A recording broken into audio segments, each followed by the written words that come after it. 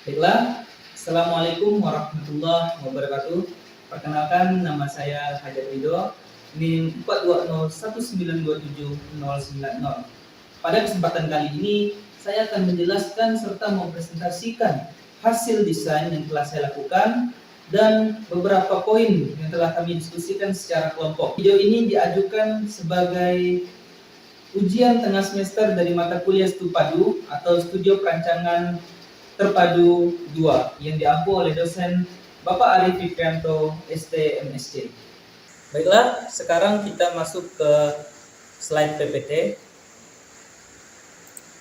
Nah, di sini ada studi literatur mall dan hotel.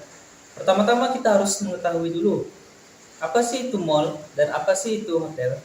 Nah, ternyata mall adalah jenis dari pusat perbelanjaan yang secara arsitektur berupa bangunan tertutup dengan suhu yang sudah diatur dan memiliki jalur untuk berjalan yang teratur sehingga berada di antara toko-toko kecil yang saling berhadapan. Kemudian, karena bentuk arsitektur bangunannya yang melebar atau luas, nah umumnya sebuah mall memiliki 3 buah lantai, itu minimal. Kemudian adalah hotel. Hotel adalah bangunan berkamar banyak yang disewakan sebagai tempat untuk menginap, tempat untuk persinggahan, tempat untuk makan, tempat untuk melakukan kegiatan seperti seminar ataupun lainnya, yang dilakukan baik secara perorangan maupun secara kelompok. Kemudian ada spesifikasi mall dan hotel. Tentunya mall dan hotel bersifat umum yang dapat digunakan siapapun namun yang memenuhi syarat. Dalam artian memiliki identitas, memiliki tujuan yang jelas. Dalam konteks umum ini tidak terlalu vulgar atau bebas, sehingga semua orang dengan berbagai kalangan bisa masuk. Kemudian berdasarkan spesifikasinya itu berdasarkan jenis usaha. Pasti mall dan hotel jenis usahanya apa, kemudian peringkatnya seperti mall atau hotel itu bintang berapa, kemudian bentuk usahanya, kemudian cara pemilikannya, atau apakah mall dan hotel ini punya pemerintah namun dikelola swasta, ataupun sebaliknya ini punya pemerintah, semuanya pemerintah, ataupun swasta semuanya. Kemudian ini pelaku di mall dan hotel. Yang pertama ada pengunjung, pastinya itu dari profesi manapun, mahasiswa, mahasiswi, manajer, tamu, dan lain-lain seperti supir, gojek, dan sebagainya. Kemudian ini ada Shenzhen Tower, yaitu sebagai studi banding arsitektur penggunaan campuran yang berada di Seoul, Korea Selatan. Arsiteknya adalah Jerde. Daerah luasannya 320.000 meter persegi bangunan ini yang dibangun tahun 2011. Nah, Daegup City ini terletak di ibu kota padat Seoul, Korea, menetapkan standar baru dalam pembangunan prioritas transit serbaguna. Jadi bangunan ini menggabungkan antara hotel dan mall dalam satu bangunan dan dalam satu kecakupan. Seperti ini denah dan potongannya, kemudian tampak depannya seperti ini dan tampak kanannya. Kemudian ada Rosewood Abu Dhabi, Handel Arsitek. Abu Dhabi di Uni Emirat Arab. Arsiteknya adalah arsitek Handel. Daerahnya 102.000 meter persegi. Tahun pembuatannya 2013. Nah, bangunan ini terletak di Abu Dhabi, kabupaten yang baru. Namanya Al-Maryah, pulau keuangan antara Dhabi, Abu, Bursa Efek, dan Klinik Cleveland. Nah, bangunan ini juga menggabungkan antara mall dan hotel. Terletak di tepian sungai yang memiliki penampilan serta pemandangan yang sangat indah apabila kita menggunakan dari bangunan tersebut. Kemudian ada Mikyus Building in Paris Winning Proposal atau SOE Arsitek. Nah, arsiteknya adalah SOE Arsitek. Lokasinya di Paris, negara Prancis. Luasnya ada 8.000 meter persegi, proyek pembangunannya tahun 2013. Nah, Kresset terletak di sepanjang Promet hijau, dilindungi dari kebisingan jalan. Secara simbolis, ia mengungkapkan dirinya dalam 3 kali dan pada 3 skala. Pertama, terhubung ke taman, kemudian menepati rentang ganda yang ditarik dari aula untuk menerima penghuninya dengan benar. Nah, di sini juga tampak sepertinya di bawah ada pusat perbelanjaan atau seperti mall atau plaza, dan di atasnya itu seperti kamar-kamar atau hotel. Jadi bangunan ini adalah mixed use, bangunan yang digabung antara hotel dan pusat perbelanjaan. Seperti yang kita lihat ini denah serta potongannya.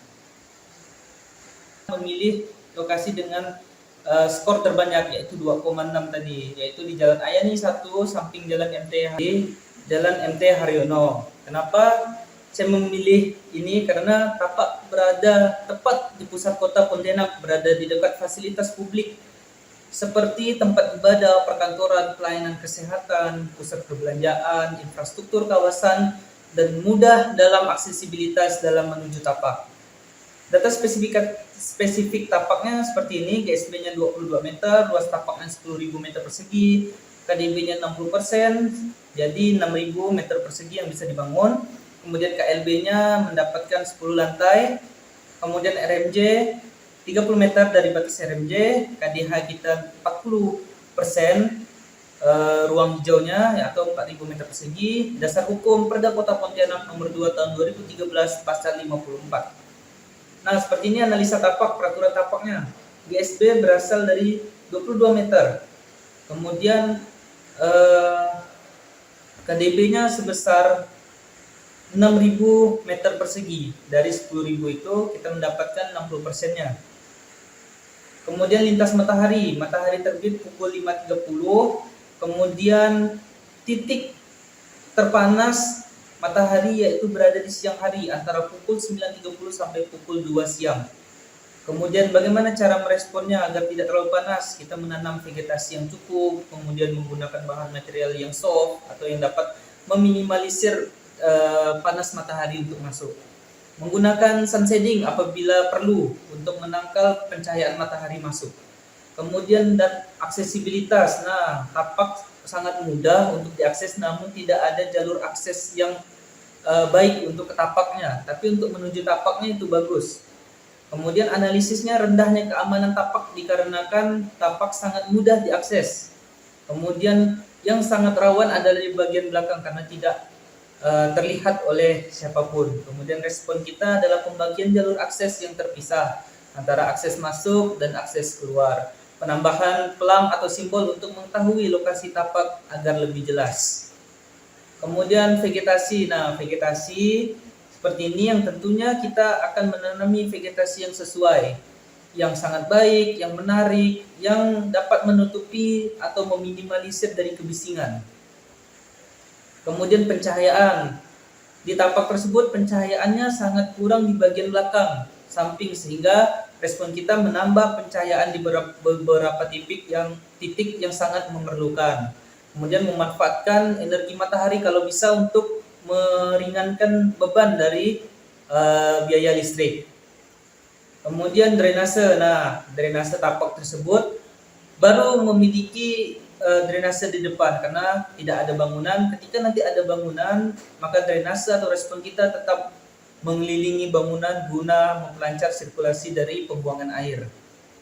Kemudian kebisingan, seperti yang kita ketahui, kebisingan tertinggi berada di depan tapak karena langsung berada di depan jalan, tempat lalu lintas kendaraan. Nah, yang tentunya kita bagaimana merespon agar kebisingan itu tidak terlalu masuk, itu kita pasti menanam pepohonan atau vegetasi yang tepat untuk dapat menghambat dan meminimalisir rambatan suara untuk masuk ke dalam tapak atau dalam bangunan.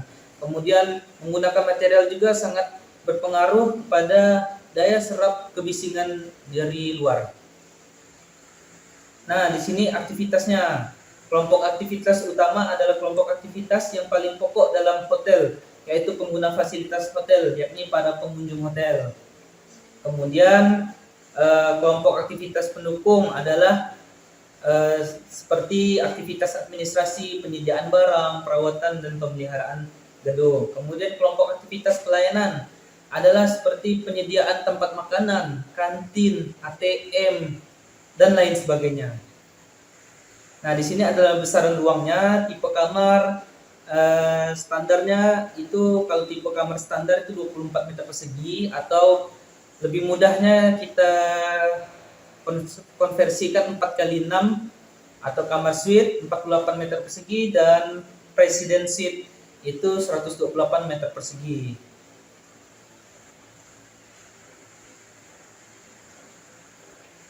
Nah, ini adalah persyaratan ruang, di mana ruang-ruang yang kita perlu dalam pembangunan mall dan hotel ini ada ruang satpam, ruang chiller untuk penghawaan, area parkir, ruang air, ruang AHU, CCTV, pompa air, panel, staf admin, pantry, resepsionis, dapur utama, kamar, lobi, dan bangunan lainnya seperti kalau di mall itu ada kedai, ada tempat makanannya, ada tempat bermainnya, tempat bioskopnya. Itu sangat banyak di persyaratan ruang. Baik kita mementingkan faktor penghawaan, pencahayaan, kebisingan, kelembapan, aromatik, keamanan, dan kenyamanannya.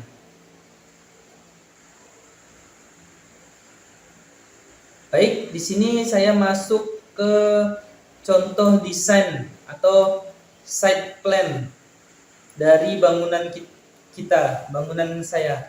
Nah, di sini ada Jalan Ayani, tepatnya di depan. Kemudian di sampingnya ini ada jalan untuk masuk gor. Nah, tapak kita tuh berada di hook antara Jalan Ayani dan Jalan Gor. Nampak seperti di sini. Ini adalah jalur masuk. Nah, dan keluarnya di bagian sini. Untuk lantai satunya seperti ini. Untuk bagian masuk mall itu berada di sini, di depan Jalan Ayani, dan masuk hotel itu berada di depan Jalan Gornya. Jadi kalau mau masuk ke hotel lewat Jalan Gor bisa, lewat depan untuk masuk mall juga bisa. Lantai 2-nya sama seperti ini, ada terdiri beberapa kedai atau ruko indoor. Nah, di sini kita juga ada core bangunan, tempat untuk lift, tempat untuk toilet, dan lift barang. Ini adalah tangga daruratnya. Kemudian staffnya ada juga nanti di dalam core bangunan itu. Kemudian seperti ini, lantai 2, lantai 3, lantai 4. Nah, kemudian lantai 5 sampai lantai 10 itu sisa tower mall aja, tower hotel. Karena mall kita ambil 4 lantai. Kemudian di belakang bangunan ini adalah parkiran indoor, seperti Mall Ayani Pontianak, itu parkiran yang di dalam bangunan menggunakan beton, kemudian dengan perancangan lainnya, itu guna memperbanyak kapasitas parkir. Baik. Nah, ini adalah bentuk 3D kotornya untuk sebuah bangunan mall dan hotel yang kita gabungkan. Nah, di sini nampak bagian mallnya di sebelah sini. Nah, ini adalah bagian hotelnya. Hotelnya terdiri dari 10 lantai. Nah, sedangkan mallnya terdiri dari 4 lantai. Inilah hasil dari 3 dimensinya. Kemudian ini adalah jalur masuk untuk parkiran mobil. Ini nggak tahu saya kok bisa miring. Nah, seperti ini. Nah, yang di sini adalah Jalan Ayaninya. Samping sini adalah jalan untuk ke gor atau Jalan Gor. Untuk bagian tampak depan, tampak sebelah kanan, tampak sebelah kiri, dan tampak belakangnya, serta tampak atas. Baik, mungkin hanya ini yang dapat saya sampaikan. Kurang lebihnya saya mohon maaf. Wabillahi taufik wal hidayah. Wassalamualaikum warahmatullahi wabarakatuh.